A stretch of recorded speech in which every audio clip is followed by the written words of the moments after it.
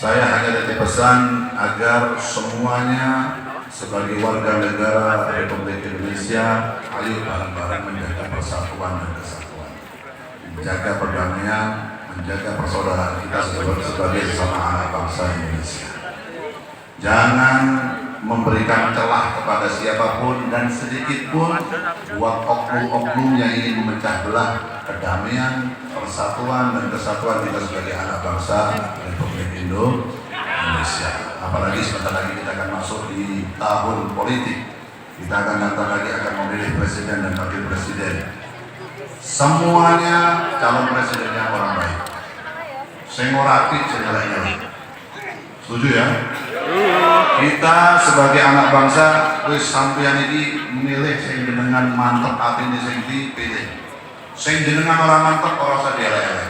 Kalau ada orang yang menyebar hoax, menyebar fitnah, menyebar kebencian, jangan ikut menyebarkan. Kenapa? Karena apapun yang kita tulis status di WhatsApp, di Facebook, di YouTube, di Instagram, semuanya dipantau CCTV-nya Allah 24 jam. Semuanya akan dimintai pertanggungjawabannya oleh Allah Subhanahu wa Ta'ala. Kalau tulisan jenengan, kalau tulisan kita, kalau video kita di Instagram, di YouTube menyebabkan ada saat tadinya orang nggak pernah ada keributan, lalu ada orang membenci gara-gara tulisan kita, maka sampai orang itu tidak berdamai antara satu sama lainnya, dosanya akan mengalir kepada kita terus. Hati-hati, iki urip nang dunya, hidup di dunia bukan untuk memperbanyak maksiat, bukan untuk menuruti nafsu kita.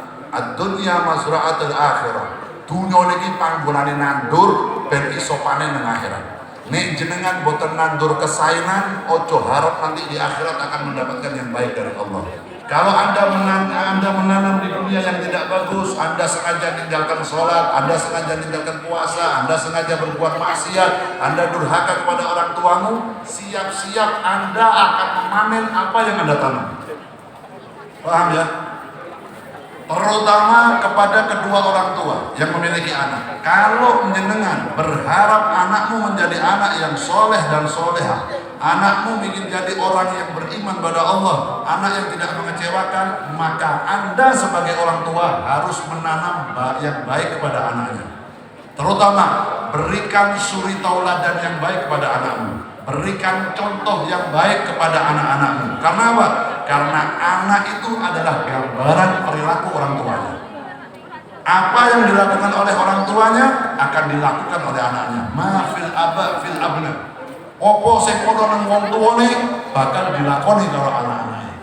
Kalau orang tuanya cinta kepada ulama, cinta kepada kiai, sering sholat di masjid 5 waktu, sering berpuasa, nggak suka maksiat, anaknya jenengan insya Allah akan lebih mudah jadi anak-anak yang iman kepada Allah Subhanahu wa Ta'ala. Tapi kalau orang tuanya jauh dari ulama, jauh dari majelis taklim, jauh dari para habaib, jauh daripada kiai, jauh dari tempat-tempat yang baik, Anda berusaha akan sangat berat untuk menjadikan anak kita anak yang nurut kepada orang tuanya. Kenapa? Karena anak itu adalah tanaman orang tuanya yang akan dipanen sendiri oleh orang tuanya. Kalau anak kita nggak nurut sama kita, anak kita durhaka pada kita, tanya kepada dirimu, apa yang kau lakukan kepada orang tuamu? Apakah dulu kamu berbakti kepada orang tuamu? Apakah dulu kau sering menyakiti hati orang tuamu? Apakah dulu kau durhaka kepada orang tuamu? Birru abaukum tabarrukum abnaukum. Berbaktilah kau kepada kedua orang tuamu, niscaya anakmu akan berbakti kepada dirimu. Niku sing maksud. Tapi nek jenengan kali yang sepuh ya boten saya, orang ngomong nganggo bahasa yang bagus, sering menyakiti hati orang tua, ojo harap-harap anakmu bakal apik karo sampean. Karena anakmu itu gambaran dirimu di zaman kau masih muda. Apa yang kau lakukan pada orang tuamu bakal kau panen nanti, anakmu akan berbuat seperti dirimu terhadap orang tuamu. Hati-hati, ini hidup bukan mainan. Hidup di dunia ini tutupan nuruti nafsu. Cuman hanya untuk memperkenyang perut saja, cuman hanya untuk bangun rumah, hanya menuruti beli mobil, hanya menuruti jalan-jalan. Orang itu arti hidupnya. Arti hidup yang sesungguhnya bukan seperti itu. Wa ma khalaqal jinna wal insa illa Dan Allah tidak menciptakan jin dan manusia kecuali hanya go ngakeh-ngakeh ibadah ke Gusti Allah. Jenengan ingin berlibur, jenengan ingin enak, jenengan ingin santai, lakukan perintah Allah, jauhi larangan Allah, maka kau akan mendapatkan kenikmatan hidup di dunia. Orang percaya lakukan. Buktinya jenengan tinggali para ulama-ulama. Mbah Hasyim Asy'ari, Mbah Khalil Bangkalan, Mbah Maimun Zubair. Jenengan tinggali orang yang dekat kepada Allah. Beliau sudah meninggal berapa puluh tahun, beliau sudah meninggal lama sampai malam hari ini seakan-akan beliau masih hidup. Kenapa? Namanya, riwayatnya, amalnya, kebaikannya, akhlaknya, budi pekertinya sering diceritakan di mana-mana. Wong meninggal tapi koyo si urip. Malah zaman sekarang banyak orang si urip tapi koyo mati. Kenapa? Orang dibutuhkan kalau tonggone, orang yang manfaat kalau keluarganya, orang yang manfaatin ke masyarakat, orang yang manfaatin buat kehidupan. Kenapa? Begitu dia nggak ada yang nangis, nggak ada yang menyesal. Kenapa? Karena ketika orang ini masih hidup, menyusahkan orang tuanya, menyusahkan orang lain. Naudzubillah min. Nah, gunanya majelis sholawat, gunanya majelis ilmu, gunanya majelis ta'lim, gunanya majelis-majelis seperti halnya malam hari ini supaya apa? Supaya dengan kalian pulau introspeksi diri, mendekatkan diri kita kepada Rasulullah, belajar akhlaknya Nabi, belajar suri tauladannya Nabi, dan lebih dekat kepada Nabi Muhammad SAW.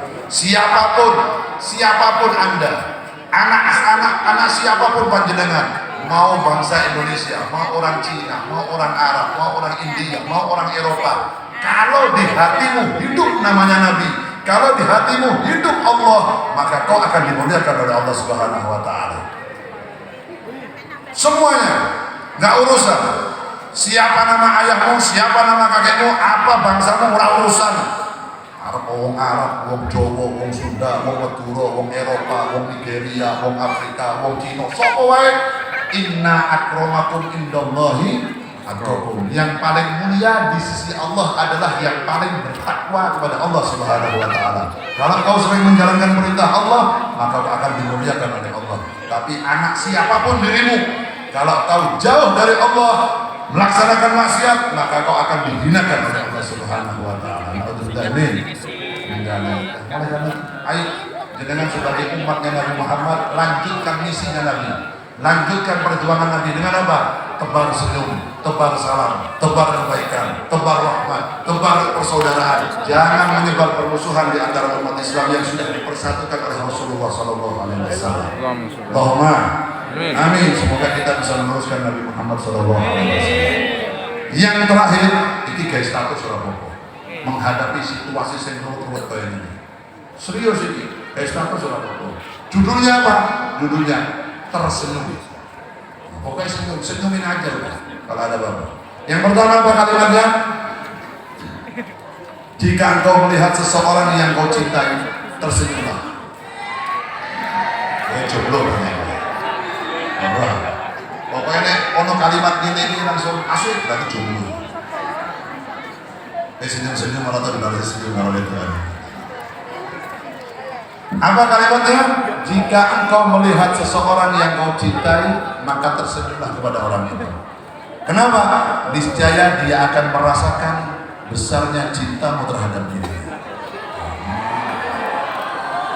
Apa judulnya? Senyum, tabassum. Nabi Muhammad itu salah satu cirinya Nabi Muhammad selalu tersenyum kepada siapapun. Yang kedua, jika engkau melihat orang yang memusuhimu, orang yang membencimu, orang yang gak suka terhadap dirimu, tersenyumlah. Kenapa? Niscaya dia akan merasakan kekuatanmu. Senyum aja, ada orang mau jengkel kalau sampai cari orang Jakarta nih, senyumin aja deh.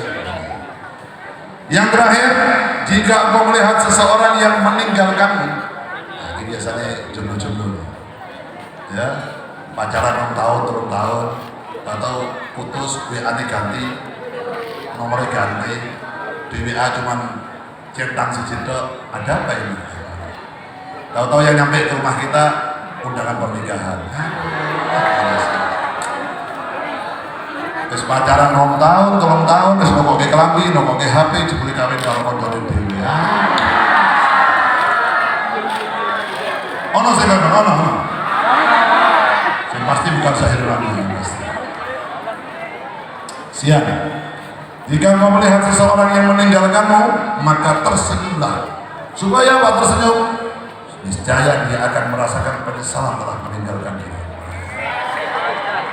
Semoga wae senyum wae. Iki zamane wong sing ngokok-ngokok. Mesok. Kok cuma ngomong iku kurang ajar, iku ora bener iku ini.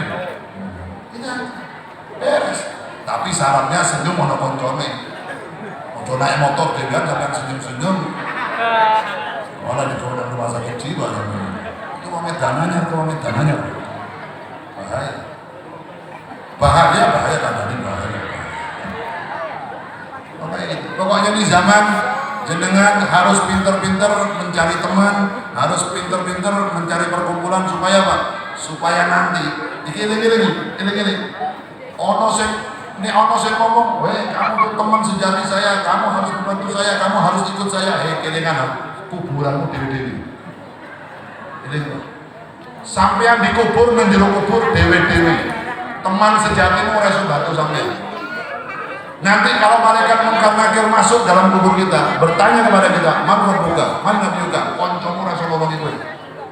Yang mengatakan kalau kita sahabat sejati, kita teman sejati, Allah aku sih.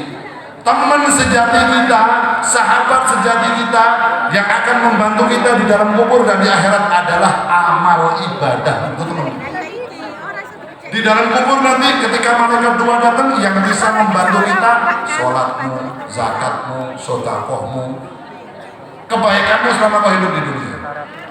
Dan siapa orang yang paling peduli terhadap kita nanti? Apakah orang tua kita, guru kita? Bukan. Satu orang yang paling peduli dengan kita. Siapa namanya? Muhammad bin Abdullah sallallahu alaihi wasallam.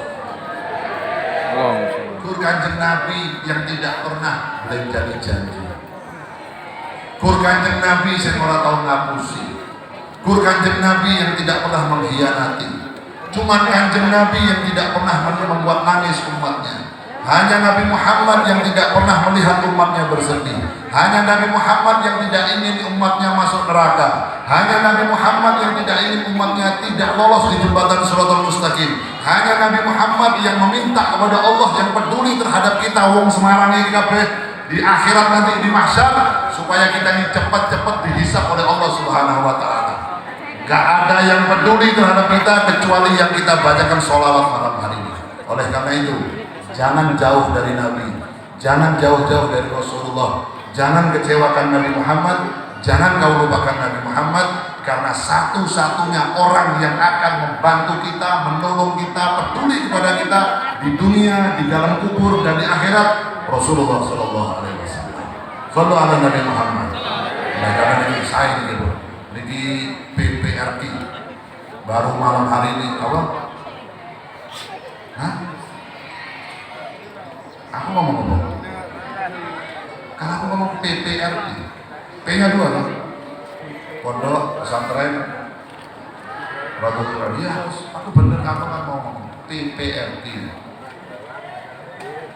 Terus salahku di mana? Oh, coba banter berkumpul nonton. Saudara Nabi Muhammad. Nah, karena yang malam hari ini PPRG ini saya baru pertama kali sholawatan di tempat ini, dan insya Allah mudah-mudahan di tahun-tahun yang akan datang bisa sholawat kembali di tempat ini. Tentunya dalam keadaan yang jauh lebih sukses, lebih berkah dan lebih meriah lagi. Allahumma amin ya rabbal alamin. Dilanjut ini. Enggak kedinginan. Saya itu satu qasidah terus baca doa.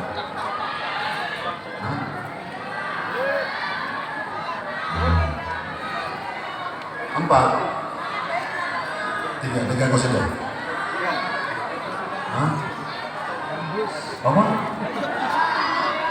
Ngomong murah jelas, ngomong aja karo guyu Allah. Ya Rabbal.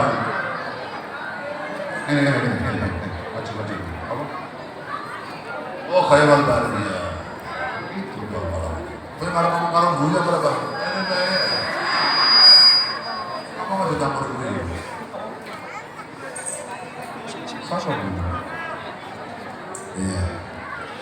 مولاي